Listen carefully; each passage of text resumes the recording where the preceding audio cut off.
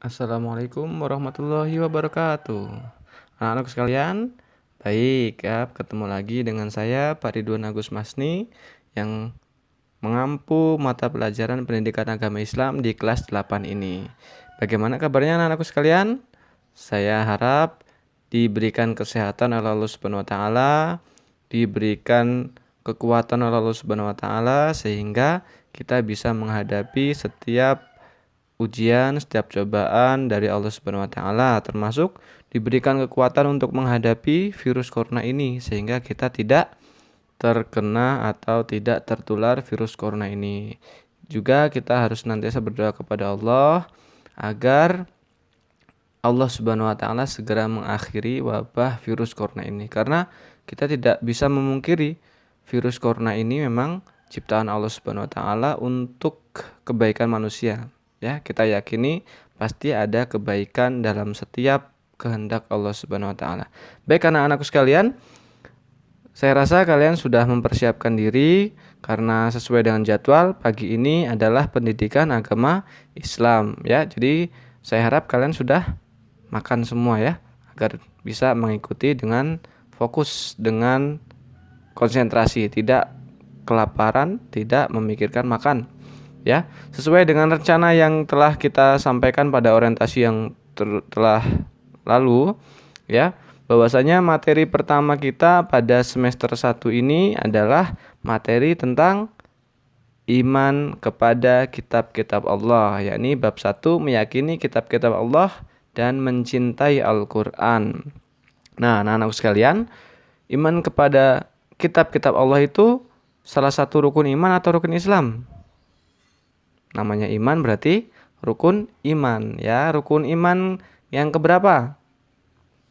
Nah, meyakini kitab-kitab Allah itu adalah rukun iman yang Oke, urut satu-satu ya. Yang pertama rukun iman kepada Allah Subhanahu wa taala. Yang kedua iman kepada malaikat Allah. Yang ketiga iman kepada kitab-kitab Allah. Nah, ini ya. Yang keempat iman kepada Rasulullah, dan yang kelima adalah iman kepada hari akhir atau hari kiamat. Terakhir iman kepada qada dan qadar. Nah, yang namanya rukun ini harus dikerjakan. Tidak boleh rukun itu ditinggalkan meskipun cuma satu. Contohnya misalkan ini rukun iman kan ada 6. Ini harus 6-6-nya kita kerjakan, kita yakini. Kenapa? Karena kalau salah satu itu tidak kita kerjakan, maka akan runtuh semua keimanan kita. Ya, maka harus dikerjakan. Baik, anak-anakku sekalian, kita masuk ke materi kita, yakni iman kepada kitab-kitab Allah.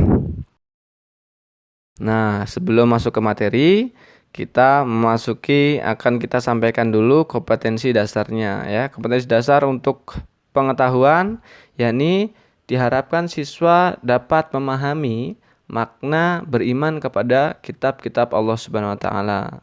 Kemudian kompetensi dasar keterampilan, yakni siswa dapat menyajikan dalil nakli tentang beriman kepada kitab-kitab Allah Subhanahu wa taala. Mari ya, nggak usah lama-lama, kita langsung memasuki materi iman kepada kitab-kitab Allah. Yang pertama pengertian iman kepada kitab-kitab Allah Subhanahu wa taala. Secara bahasa ya, kitab berarti tulisan atau karya tulis secara bahasa ya. Tapi jangan cukup sampai di sini saja ya. Kita lanjutkan.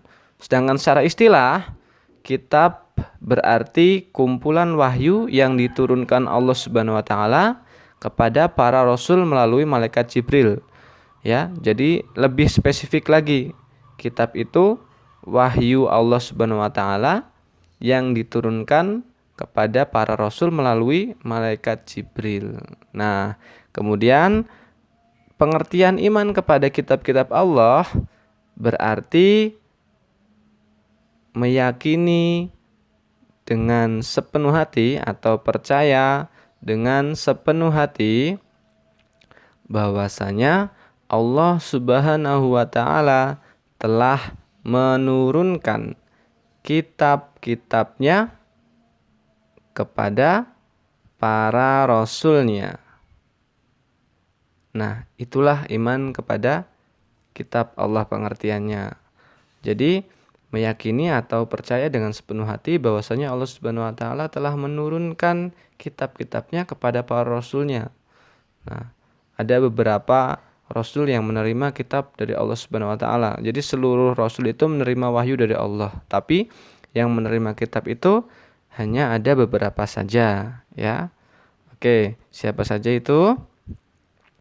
Nah, nama-nama kitabnya. Siapa saja tadi ya? Kitabnya itu yang pertama sesuai dengan urutannya, urutan diturunkan oleh Allah Subhanahu wa taala secara periodik. Yang pertama adalah kitab Taurat, diturunkan kepada Nabi Musa alaihissalam, ya. Diturunkan diperkirakan pada abad ke-12 sebelum Masehi, ya, sebelum Masehi, ingat. Diturunkan oleh Allah Subhanahu wa taala dengan menggunakan bahasa Ibrani, bahasa yang digunakan oleh Bani Israel saat itu, ya. Jadi Allah Subhanahu wa taala menurunkan kitab-kitabnya itu pasti sesuai dengan bahasa umat yang saat itu digunakan. Nah, kemudian kitab yang kedua, yakni kitab Zabur, yang oleh Allah Subhanahu wa taala diberikan kepada Nabi Daud alaihissalam pada abad ke-10 sebelum Masehi dan menggunakan bahasa Kipti yang digunakan oleh Bani Israel saat itu, ya. Kemudian yang ketiga yakni kitab Injil, diturunkan oleh Allah Subhanahu wa taala kepada Nabi Isa alaihissalam. Diperkirakan diturunkan pada abad ke-1 Masehi, ya, karena hitungan Masehi itu menurut peneliti dihitung ketika lahirnya Nabi Isa alaihissalam. Nah, kemudian diturunkan menggunakan bahasa Suryani, yakni bahasa yang digunakan oleh Bani Israel saat itu. Nah, jadi Bani Israel itu banyak turun-temurun tapi bahasanya berbeda-beda. Nah, yang terakhir adalah kitab Al-Quran, ya, yang sampai saat ini dipakai oleh umat manusia, tidak hanya umat muslim saja, yakni diturunkan oleh Allah Subhanahu wa taala kepada Nabi Muhammad sallallahu alaihi wasallam. Diperkirakan pada abad ke-7 Masehi dengan menggunakan bahasa Arab karena turunnya itu di daerah Arab atau di tanah Arab. Nah, diperuntukkan untuk siapa ini?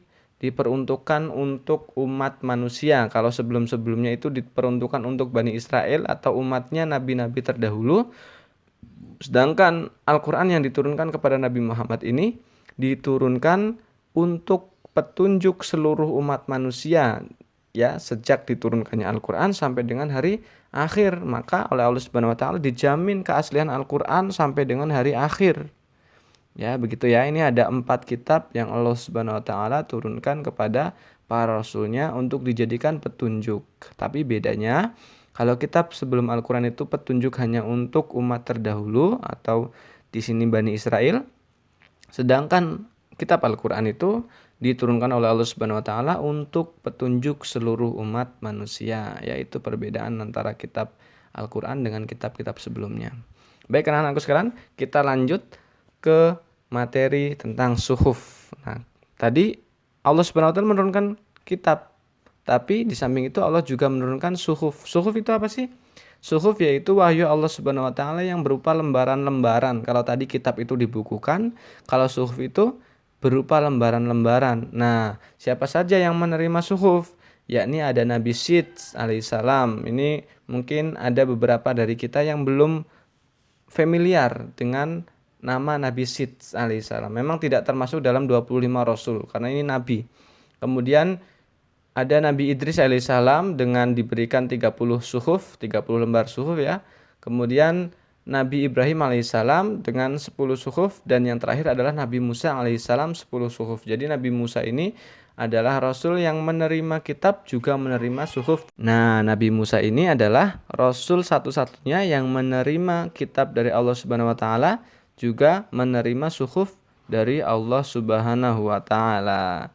Ya, oke, kita lanjut ke materi selanjutnya, yakni iman kepada Al-Quran, ya.